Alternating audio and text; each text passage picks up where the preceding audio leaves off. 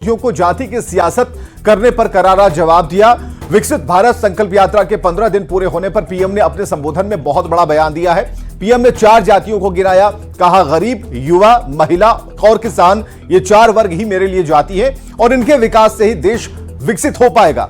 चुनावी मौसम में जिस तरह से कास्ट को लेकर विपक्ष केंद्र सरकार पर हमलावर है, पीएम का यह जवाब उसी से जोड़कर देखा जा रहा है।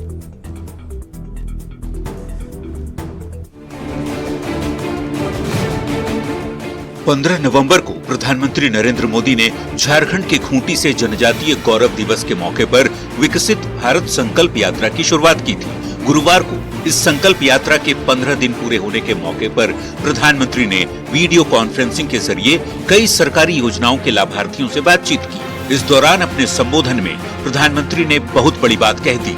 पीएम ने कहा, उनके लिए 4 जातियां हैं, गरीब, युवा, महिला और किसान। यदि इनका उद्धार हो गया तो देश अपने आप विकसित हो जाएगा। मेरे लिए देश की सबसे बड़ी 4 जातियां हैं। मेरे लिए सबसे बड़ी जाति है गरीब, मेरे लिए सबसे बड़ी जाति है युवा, मेरे लिए सबसे बड़ी जाति है महिलाएं, मेरे लिए सबसे बड़ी जाति है किसान। इन 4 जातियों का उत्थान ही अगर भारत को विकसित बनाएगा, और अगर 4 का हो जाएगा ना, इसका मतलब सबका हो जाएगा। इस मौके पर प्रधानमंत्री मोदी ने जन औषधि केंद्रों की संख्या 10,000 से बढ़ाकर 25,000 करने और प्रधानमंत्री महिला किसान ड्रोन केंद्र कार्यक्रम का भी शुभारंभ किया। अपने संबोधन में प्रधानमंत्री ने कहा, अच्छी और सस्ती दवा बहुत बड़ी सेवा है। जन औषधि केंद्रों के चलते लोगों को हर महीने दवा पर 10,000 रुपए तक की बचत हो रही है।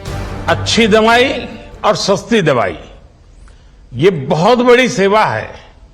तो आप एक काम सेवा का तो है ही है, लेकिन लोगों तक पहुंचाना ये भी बड़ी सेवा है। तो ये जितने लोग मुझे सुन रहे हैं ना, उनसे मेरा आग्रह है कि आप जन औषधि के केंद्रों के विषय में लोगों को बताइए। अब जैसे सोना जी बता रहे थे, 12-13 हजार रुपया खर्च होता था, अब 2-3 हजार में हो रहा है। मतलब उनके जेब में 10,000 रुपया बचा है। कितने ही पकोड़े बेचते, 10,000 नहीं बचता, लेकिन मोदी जी ने दवाई सस्ती करके 10,000 बचा दिया।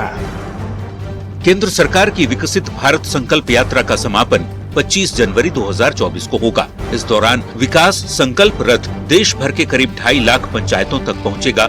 लोगों के मिल रहे जबरदस्त समर्थन से प्रधानमंत्री भी उत्साहित हैं और इसे मोदी की गारंटी वाली गाड़ी बता रहे हैं।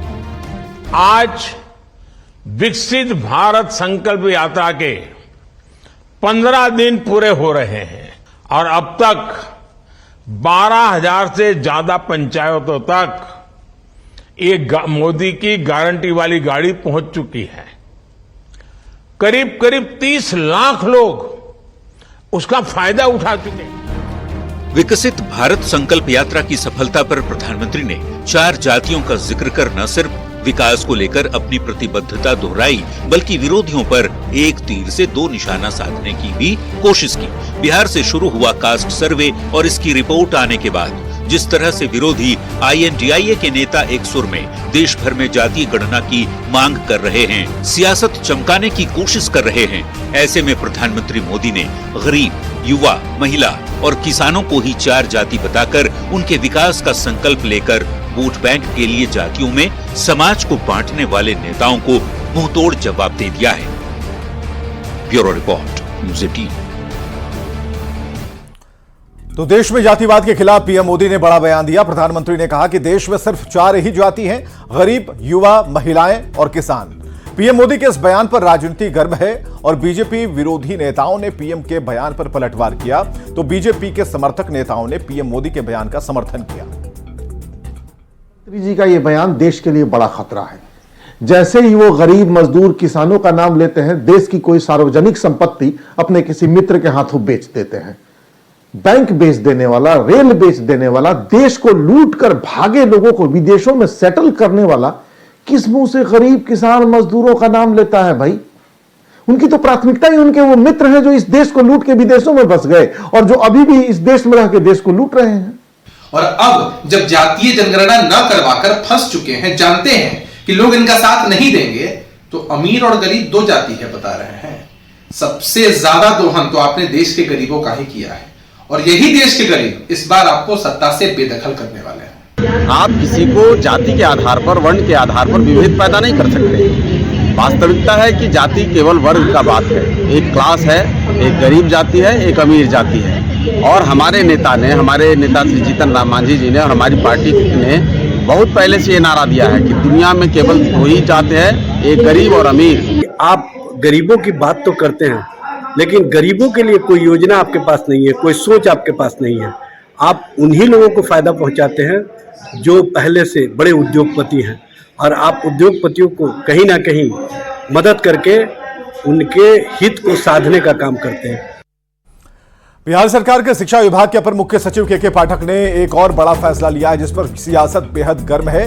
के पाठक ने दो नेताओं पर सख्ती बरती, वेतन और पेंशन पर रोक लगा दिया, और इतना ही नहीं, शिक्षकों और शिक्षक नेताओं को उन्हें लेकर भी एक नए सिरे से फरमान जारी किया, जिसमें मीडिया और सोशल मीडिया पर बयान देने पर पाबंदी लगाई गई।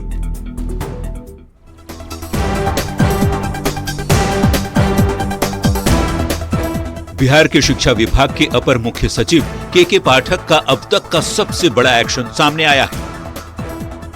एमएलसी संजय कुमार सिंह के पेंशन पर के पाठक ने रोक लगा दी है। संजय कुमार सिंह सीपीआई से विधान पार्षद हैं। इसके साथ ही विश्वविद्यालय शिक्षक संघ फुटाब के महासचिव भी हैं। उच्च शिक्षा निदेशक ने बीआरए के रजिस्ट्रार को कार्रवाई करने का आदेश जारी किया है। साथ ही फुटाब के कार्यकारी अध्यक्ष कन्हैया बहादुर सिन्हा पर भी कार्रवाई की गई है। कन्हैया के वेतन और पेंशन दोनों पर रोक लगा दी गई है। दोनों ने ही विश्वविद्यालय को दिए गए निर्देशों का विरोध किया था। के पाठक की सख्ती से नाराज एमएलसी संजय सिंह मुख्यमंत्री नीतीश कुमार के आवास पर धरना देंगे। संजय सिंह ने कहा है कि के पाठक मानसिक रूप से संतुलित नहीं हैं। यूनिवर्सिटी एक्ट का शिक्षा विभाग पालन नहीं कर रहा। शिक्षकों और एमएलसी संजय सिंह के खिलाफ हुई कार्रवाई के बाद बीजेपी एमएलसी नवल किशोर यादव ने के पाठक पर हमला बोला है। नवल किशोर यादव कहते हैं कि लोकतांत्रिक अधिकारों का हनन करने का अधिकार किसी को नहीं है, और इसका खामियाजा सीएम तक को भुगतना पड़ेगा। नीतीश कुमार को इसकी खामियाजा भुगतना पड़ेगा, और नीतीश कुमार की स्थिति वही हो जाएगी जब यात्रा कर रहे थे और लड़कियों के दुपट्टा छिनवा रहे थे, दुपट्टा दिखलाती थी, वही स्थिति में खड़ा कर देंगे। वैसे के पाठक बिहार की शिक्षा व्यवस्था को दुरुस्त करने के लिए लगातार एक्शन मोड में है। विभाग की ओर से टीचर्स और शिक्षक नेताओं को साफ निर्देश जारी किया गया है। साथ ही चेतावनी दी गई है कि वो मीडिया, सोशल मीडिया और अखबारों में अनर्गल बयान देंगे तो सख्त कार्रवाई की जाएगी। के पाठक ने शिक्षकों और शिक्षक नेताओं पर मीडिया, सोशल मीडिया में बयान देने पर रोक लगाई है। अनर्गल बयान देने पर सख्त कार्रवाई की बात की गई है। स्कूल, कॉलेज और विश्वविद्यालयों में संघ बनाने पर रोक लगाई गई है। संघ का कोई सदस्य नहीं बनेगा। संघ बनाने पर कठोर कार्रवाई की जाएगी। जाहिर तौर पर आए दिन अपने आदेशों को लेकर सुर्खियों में रहने वाले के पाठक के इस फैसले पर भी खूब सियासत हो रही है। हालांकि के पाठक लगातार सख्ती शिक्षा विभाग में बड़े पैमाने पर परिवर्तन लाने के लिए ही कर रहे हैं। Bureau report, news 18।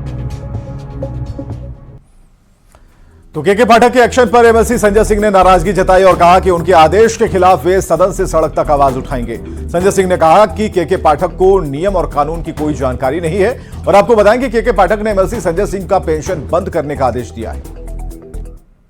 जब हम इससे निवृत्त हो जाएंगे तो हम पटना जाएंगे और हम इसकी स्टेज तैयार छोड़ेंगे नहीं। कैसे छोड़ेंगे?